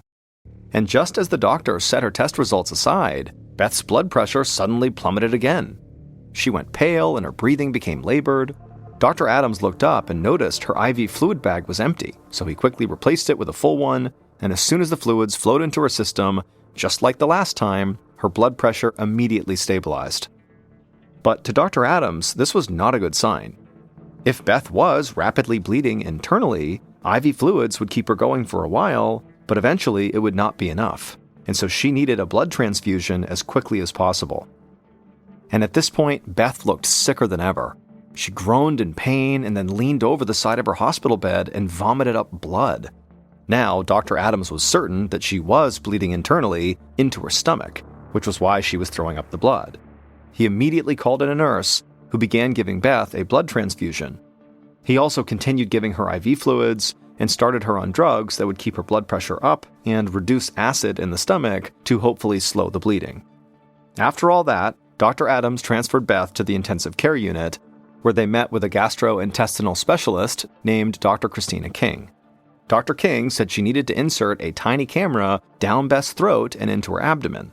That way, she could see firsthand where the blood was coming from. Dr. King turned to Beth, whose face was scrunched up in pain, and explained the procedure. Beth would be put under light anesthesia for about 30 minutes, and during that time, Dr. King would insert a tube with the camera on one end into Beth's esophagus and down into her stomach. Beth looked uneasy, but she was so sick that a tube going down her throat seemed like a small price to pay for some answers. She said okay, and the doctors got to work prepping her for the procedure. About 15 minutes later, Beth had been put under anesthesia and was lying on her side on a bed in her ICU room. Dr. King stood beside her and carefully inserted the long, thin tube down her throat. Dr. King could see the inside of Beth's esophagus on a screen right beside her bed. Dr. King moved the tube further down Beth's digestive system, and as soon as the camera entered Beth's stomach, Dr. King saw that her stomach lining was swollen, red, and bleeding. The bleeding was not severe, but the doctor knew that was only thanks to the drugs that Dr. Adams had given Beth. Later that afternoon, Dr. King sat in the ICU with Beth, who was still sedated from her procedure. Beth did look much better than she had just a few hours ago, and Dr. King was glad that the treatment she and Dr. Adams had come up with seemed to be working. Her internal bleeding had largely stopped, at least for now, and so for the time being, Dr. King could really focus on why Beth was bleeding internally. Dr. King was starting to think that Beth's illness had been caused by something that she might have eaten, rather than by poison or an infection. And so once Beth woke up from her procedure, Dr. King asked her if she'd eaten anything out of the ordinary that morning before she'd gotten sick. Beth initially said no. She'd had the same breakfast she ate every single morning: whole wheat toast, organic eggs, and homemade green juice. However, Beth said, now that she thought about it, her juice had tasted a bit more bitter than usual. Dr. King asked what kind of juice it was, and Beth said, she made it herself from a type of green squash called bottle gourds that she had bought at the store. She'd heard that bottle gourds were really great health food, and so for the last several years, she'd been pureeing the vegetables into a juice that she would drink every morning. Dr. King just stared at Beth, because suddenly she knew what was going on with Beth, and it made perfect sense. Beth had given herself a nearly fatal case of toxic squash syndrome. It's a very rare condition that results from eating poisonous chemicals sometimes found in squashes and gourds. These toxins are called cucurbitacins, and they taste very bitter. Over hundreds of years, people have bred squashes to have only trace levels of these toxins. But sometimes the plants can still develop high amounts of cucurbitacins as they grow, and people who eat a lot of those types of vegetables can get dangerously ill. Beth went to her local grocery store and unknowingly bought bottle gourds that did contain a dangerous amount of these toxins. Then she pureed the vegetables and drank the juice, and the only thing she noticed was a slightly bitter taste, until just minutes after breakfast, the toxins caused her stomach lining to start bleeding, and Beth went into shock. Her case was the first of its kind ever reported in Canada. After 5 days in the ICU, Beth was finally healthy enough to return home. 2 weeks later, her doctors called to check on her condition, and she told them that she was feeling fine, except for one symptom. In the past few days, her hair had begun falling out. Her doctors told her that this was actually normal. Delayed onset hair loss had been reported in a number of cases of toxic squash syndrome. Despite her hair loss, which was actually only temporary, Beth would go on to make a full recovery and go back to her normal life, though she found another kind of juice to drink at breakfast. On the afternoon of October 16th, 1991, a 36-year-old man named Enrique Martinez bent down, pulled out his pocket knife, and he carefully cut through the stem of a mushroom that was growing right next to a mossy log. and then after freeing this mushroom, he put it inside of his wicker basket with the other mushrooms he had collected in the area, and then Enrique stood up and just took a minute to take in the unbelievable view of this lush green valley right below him. Enrique was out mushroom hunting along with his wife Anna and their two friends, Jorge and Sofia, who were dating. And where they were mushroom hunting was near this old abandoned town called La Musara, which is located up in the mountains of northeastern Spain. It had been Jorge's idea to come to this area and explore. Jorge had heard all these crazy stories about La Musara, about how it was haunted, and there was all this creepy folklore surrounding this town. As for Enrique, he didn't really care about the lore surrounding this town. Frankly, the town was not that interesting to him. What was interesting was the opportunity to come out here and collect mushrooms. That was something he really liked to do. Enrique and his wife Anna lived in this very busy port city in Spain called Tarragona, and so their lives day to day were very hectic. Enrique, he worked at a bar as a bartender, and so every night he was surrounded by hundreds of people coming in and out. And so having a chance to come out here and be in nature at peace and collect these mushrooms just sounded too good to turn up. Enrique stopped staring at the valley right in front of him, and he turned around and continued to scan the mountainside for a particular type of mushroom that grew in this area. It was called the bloody milk cap, which was known to be great for grilling. It paired well with meat. And so Enrique's plan was to go out on this mushroom hunting trip, and when they got back, he wanted to cook a feast using these mushrooms for his wife and his friends. The group slowly made their way uphill until they finally saw the outskirts of the abandoned town, La Musara. La Musara was more than 900 years old, and now it was just a collection of crumbling ruins, some dating back to prehistoric times. La Musara had never been a big town. At its peak, it had about 300 residents. But the last of the remaining residents of this town had finally fled 40 years earlier, and so now it was a ghost town. The group made their way over to one of the buildings that was right on the outer perimeter of La Musara. It was basically just a foundation with 3 walls still standing. There was no roof. But the friends, they went over to this building, and from right next to it, they were able to look straight down the main drag of La Musara. It was basically just a dirt road that went straight out, and all along the road were other kind of ruined foundations of where buildings used to be. And fairly far down this road, maybe 200 feet away from where all the friends were standing, was the center of La Musara, which was marked by this big church with a huge steeple, and the church was actually in decent shape. It had not totally crumbled onto itself like the rest of the buildings around it. And then behind the church, somewhat visible from where the friends were standing, was this overgrown cemetery, and then kind of off to the side of the church was this pond that was also very overgrown, and it was full of croaking frogs. Enrique and his friends just stood there next to their dilapidated building, staring at La Musara in silence. Now, they knew this place was going to be very creepy. People had said it was haunted, and that was a big reason why Jorge wanted to come here. But now seeing it in person, really the creep factor was much higher than they expected. It really did look like a spooky place. And then adding to the spook factor was very clearly, as they were looking down this main road, the friends could see this mist kind of starting to envelop the town. Jorge had told the friends when he was doing his research about La Musara that the mist was really a trademark of this town. That at night, it basically got completely consumed in white mist. But now the friends are looking down this road, it's the middle of the day, and already the mist is starting to come in. Finally, Jorge broke the silence and said, "Hey, I want to show you guys something." And he grabbed his girlfriend Sofia's hand, and he began kind of jogging down the main road in the direction of the church. And so Enrique and Anna followed behind. And after only walking maybe 10 or 20 feet, Enrique happened to turn around and look back where they had just been standing next to this dilapidated building, and already he couldn't see that building because this fog had rolled in and totally obscured his view. Enrique couldn't help but feel a little uneasy, again, because he thought the fog was supposed to come in at night, and it's broad daylight, and here we are, totally covered in fog, but he shook it off thinking, what's the big deal?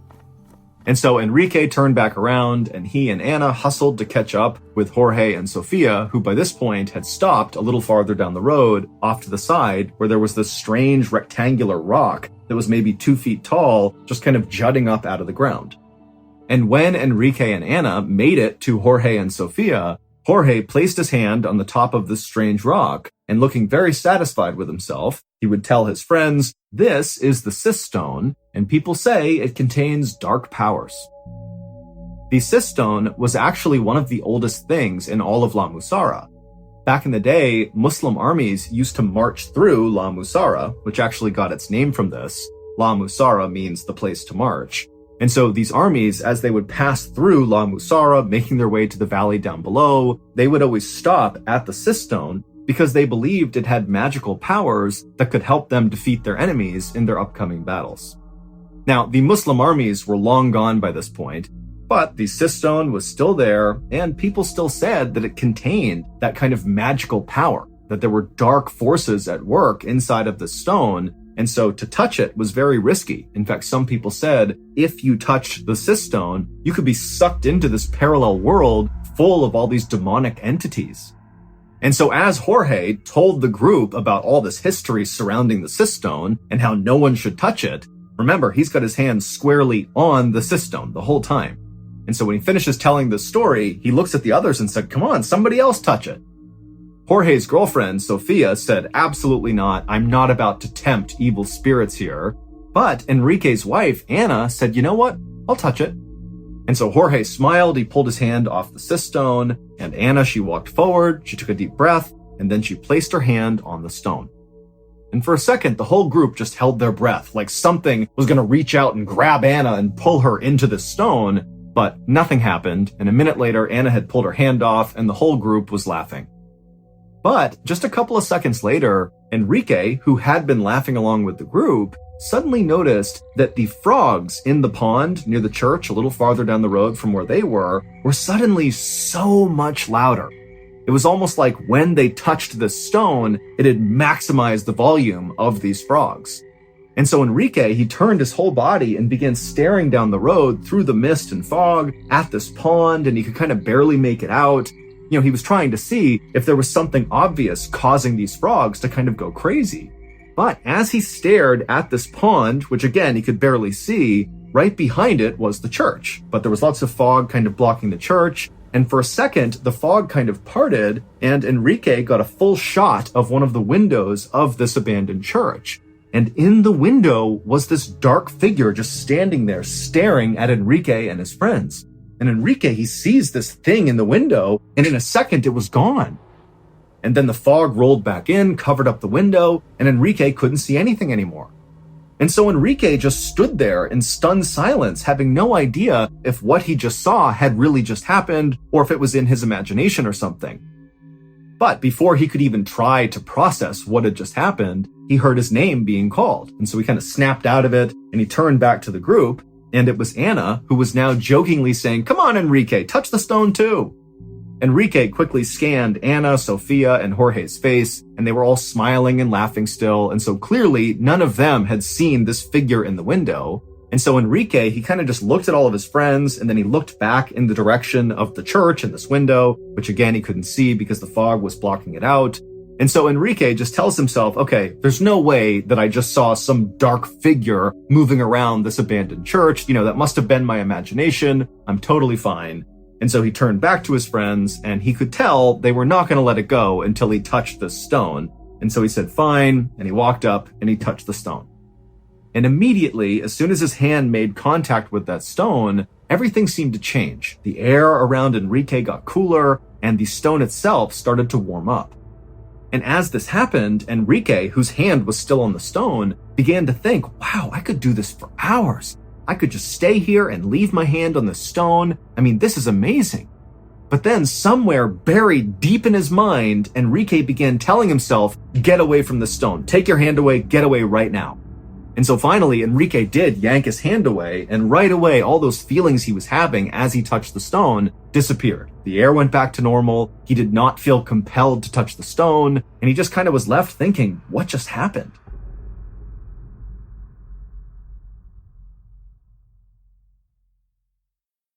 Hey listeners, big news for true crime lovers. You can now enjoy this podcast ad-free on Amazon Music with your Prime membership. Listen to all episodes of my podcasts, MrBallen's Medical Mysteries and MrBallen's Strange, Dark, and Mysterious Stories, along with a huge collection of top true crime podcasts completely ad-free. No more wading through cliffhangers or dealing with ads, because let's be honest, ads shouldn't be the most nerve-wracking part of true crime. To start your ad-free listening journey, download the Amazon Music app for free or head to amazon.com/ballen. That's amazon.com/BALLEN. Dive into uninterrupted true crime stories today. Hey, it's Mr. Ballen. For the first time, my show, Medical Mysteries, has joined forces with Redacted for a special episode. A redacted medical mystery uncovers how routine surgery leads to classified government operations. Listen now on the Medical Mysteries or Redacted feeds, or search A Redacted Medical Mystery wherever you get your podcasts.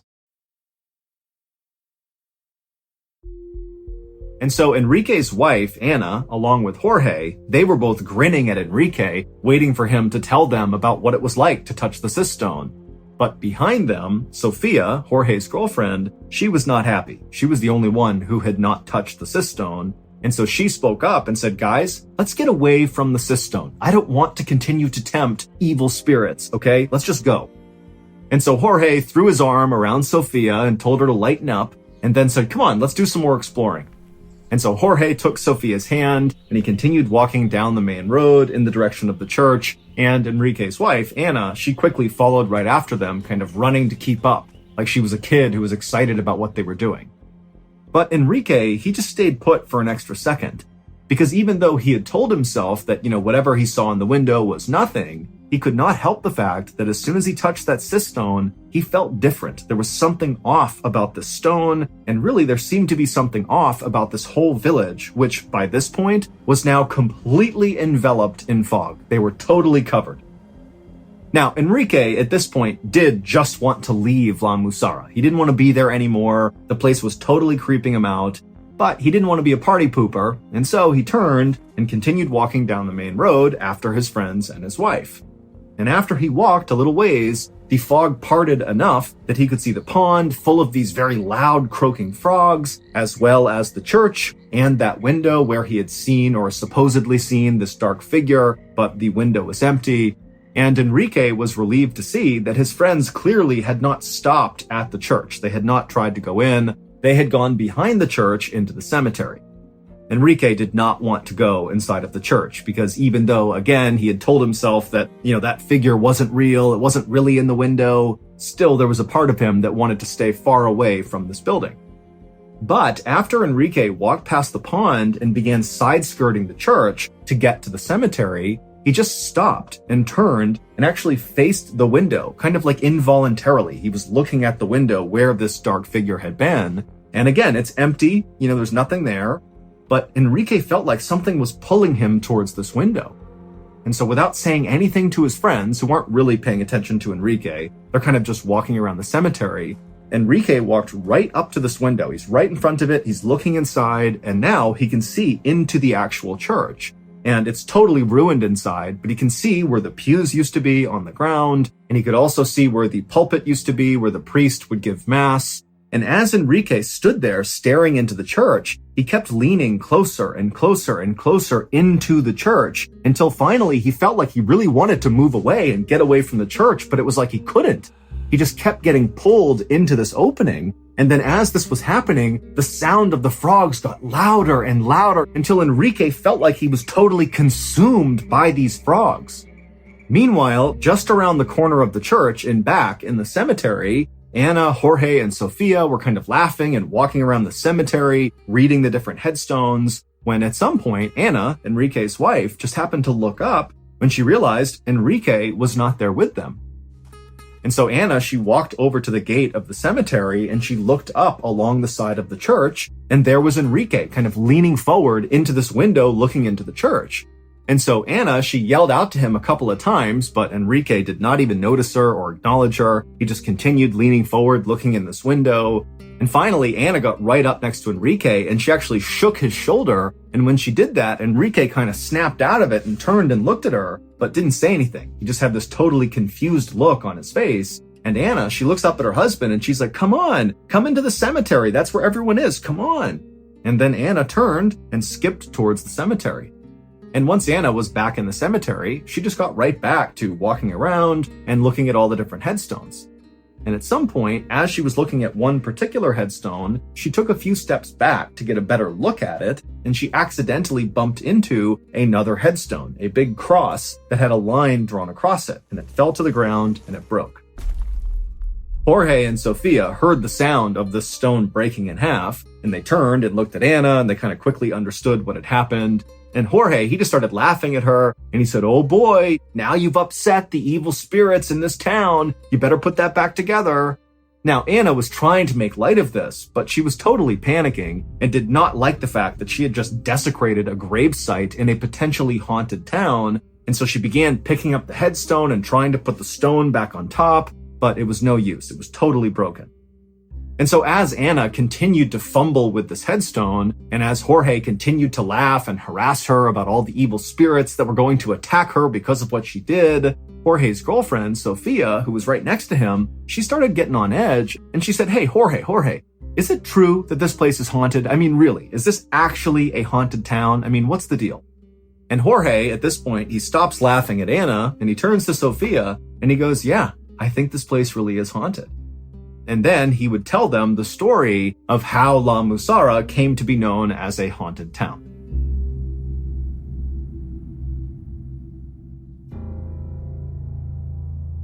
Back in October of 1873, there was a civil war happening in this part of Spain.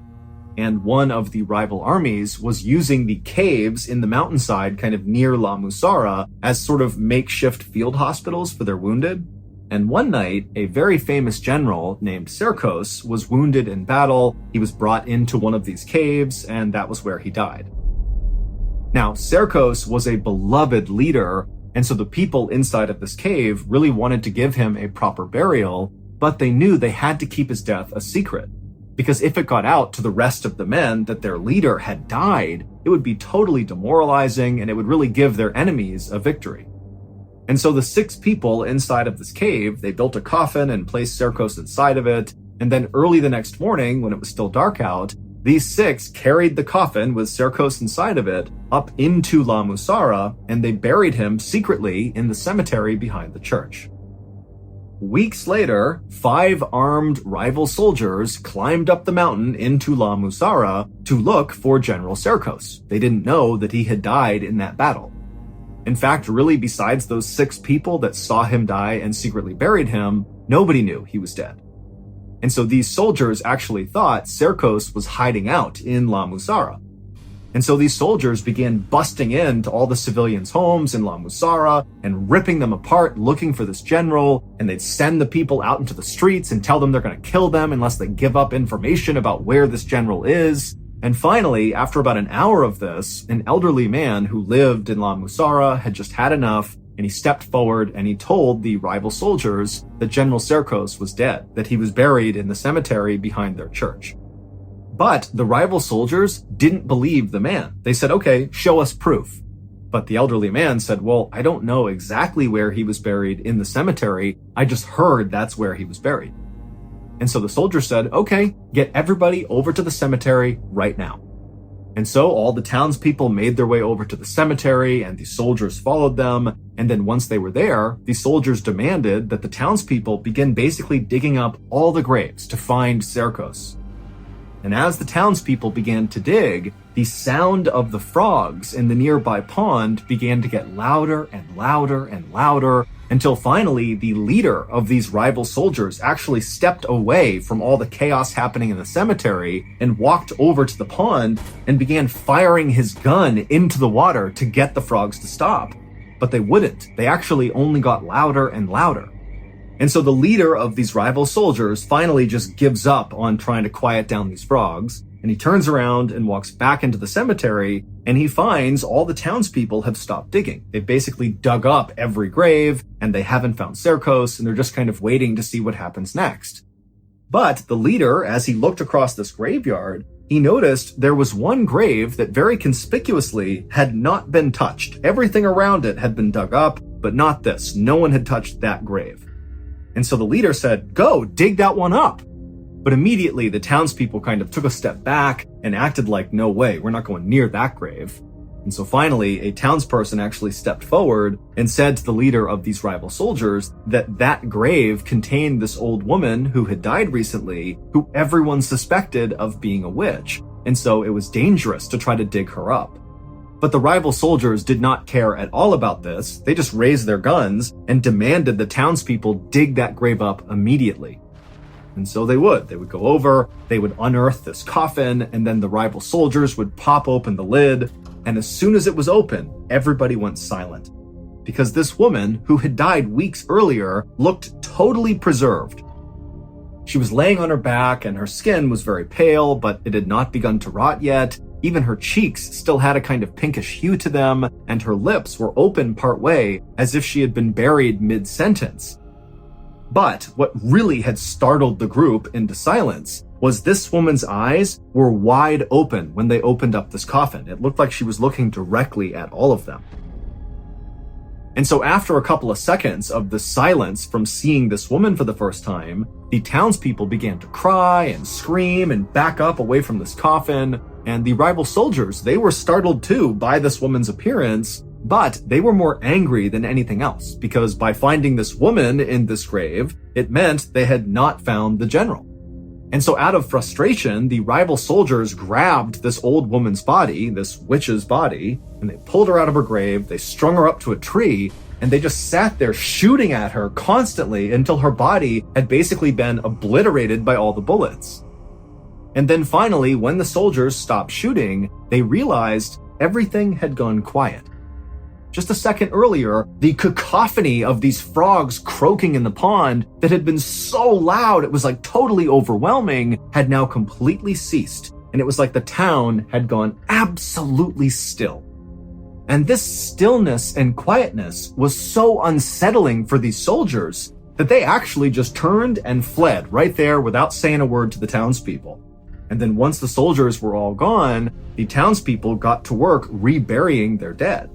And at some point, one of the townspeople jumped into the grave where the witch had been, and when they landed in the dirt at the bottom, their foot actually sunk down an extra foot. They had landed on something hollow and crashed into it. And what it was another coffin. There was another coffin buried below this woman's that the soldiers had not seen. And this secret coffin belonged to General Serkos. When those 6 people had secretly buried General Serkos, they had just placed his coffin at the bottom of an open grave that was about to be filled with somebody else's coffin.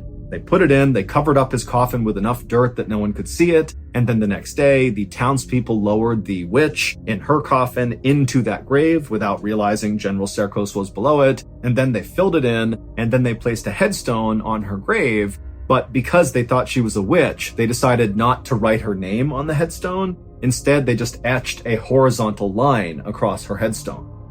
And so after this incident with the rival soldiers desecrating this woman's grave and her body, La Musara was never the same. People in the town began dying left and right, and their soil went bad, so they couldn't plant any crops, and then all these insects came through the town, and then all these plagues of illnesses and diseases came through. And so it wasn't long before La Musara had developed this reputation of being cursed. And by the 1950s, that curse apparently had driven the last few people out, officially making it a ghost town.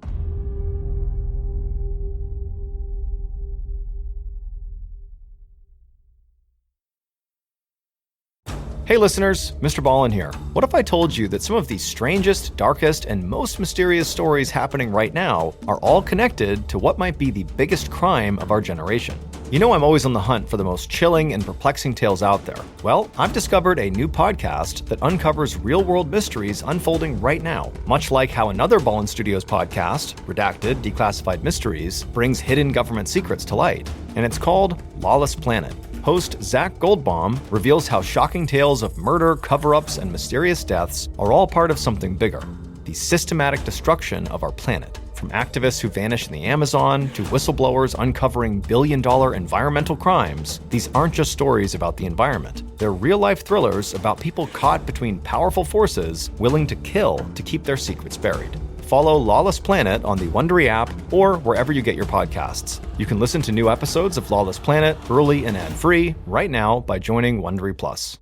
Hey, it's MrBallen. I'm excited to tell you about something special. For the first time, my show, MrBallen's Medical Mysteries, has joined forces with Redacted, Declassified Mysteries with Luke LaManna, to tell a story so complex it required our combined storytelling styles. This special episode is called A Redacted Medical Mystery. In it, unexplained symptoms after a routine surgery quickly unravel into something much darker, leading straight to classified government operations hidden for decades. To listen and uncover the truth alongside us, head to either the MrBallen's Medical Mysteries or Redacted show pages right now. Or search for A Redacted Medical Mystery in the Wondery app or wherever you get your podcasts. If you're fascinated by unexplained medical stories, well, stick around on Medical Mysteries. Every week, we dive deep into cases that will leave you questioning everything you know about the human body. And if government conspiracies are more your style, Redacted is your go-to for stories that unravel secrets never meant to see the light of day. Remember, you can listen to both shows early and ad-free by joining Wondery Plus.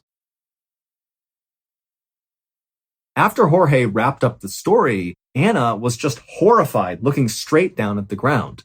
Because it would turn out the gravestone that she had accidentally knocked over and broken, well, it had a horizontal line etched across the middle of it. It was the witch's headstone. That was the one she had broken.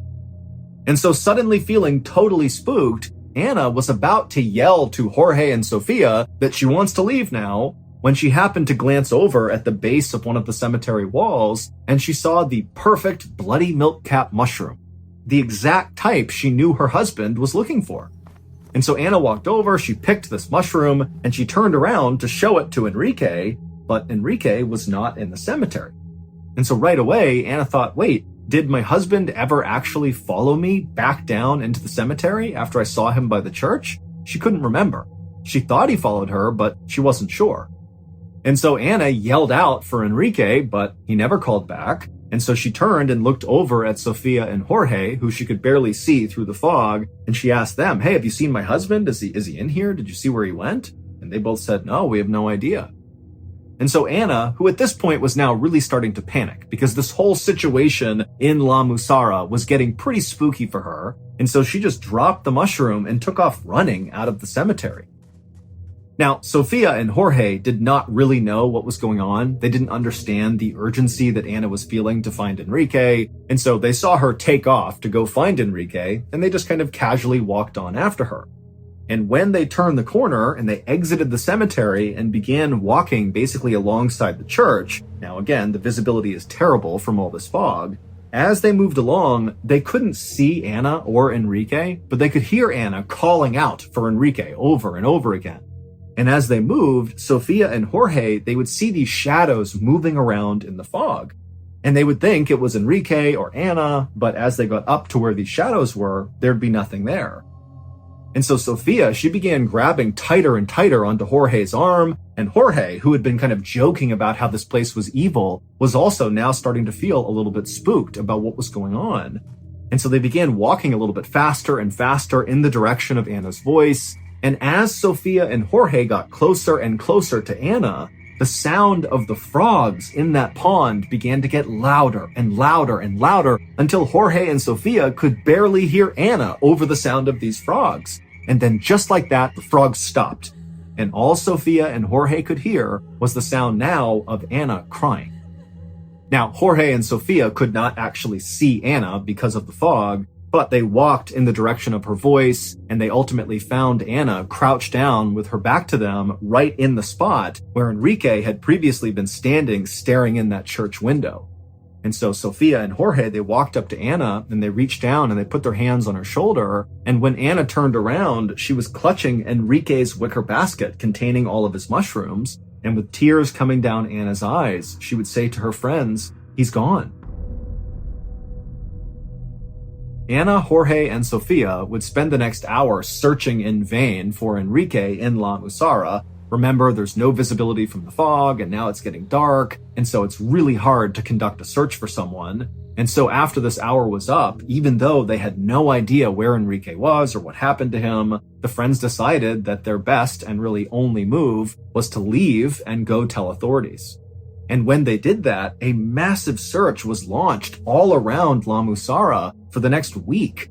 But despite this huge effort, nobody ever found any trace of Enrique. he just vanished, leaving behind that wicker basket that Anna had found. And so after this week of searching, the authorities finally called it off and told Anna that, most likely her husband must have wandered off and died somewhere, and at some point, hikers will likely discover his body. But Anna could not accept this conclusion, and so she continued to go back to La Musara to look for Enrique. And in January of 1992, so 3 months after Enrique had gone missing, Anna, Sofia, and Jorge returned to La Musara to do another one of these additional searches. And during the search, the friends were walking past the church and they passed by that same window where Enrique had been standing looking inside and also where his basket had been found by Anna. And the three friends, as they passed by, they happened to see into the church, and down on the main floor where the pews used to be and where the pulpit used to be, there were these 6 dark figures wearing robes standing in a circle, not appearing to be doing anything but just standing there. And immediately, Anna actually was really annoyed because she figured this must be a group of ghost hunters that were out here looking for something paranormal, because after Enrique went missing, his story made the news largely because he went missing in a town that's long been regarded as being haunted. And so because of his case, you had all these people coming to La Musara to go find ghosts or find whatever happened to Enrique. And so Anna, who was deeply offended by all these people who were coming out to La Musara to look for ghosts, because for Anna, this is not a game. Her husband really went missing here. So she goes right up to the window to tell these 6 people in robes off, get the hell out of here and have some respect. But when she went to the window and was about to yell in, one of the robed figures suddenly turned and looked up at Anna. And immediately Anna backed up because this clearly was not some ghost hunter. Because the hooded figure had no face. It was just a dark hole looking back up at Anna. But even though there were no eyes, Anna could tell this thing, this entity, was staring right at her. But before Anna, Sofia, or Jorge could react to what they were seeing inside of this church, from behind them, they suddenly heard this unbelievably loud galloping sound, like all these horses were charging towards them. And at the same time, the sound of the frogs in the nearby pond began to get louder and louder and louder. And so Anna, Sofia, and Jorge turned around to see what was going on, kind of expecting to see, a cavalry approaching or something. But there was nothing. All they saw was the fog on the road. And so the 3 friends turned back around to look back into the church. And now these 6 hooded figures were gone. And so suddenly thinking that these figures had left the church and they were coming to get them, the 3 friends did not wait any longer. They turned and just sprinted out of La Musara. Enrique was never found. His wife, his friends, the authorities, they still have no idea what happened to him. There have also been several other people who have gone missing in La Musara, and they too have never been found.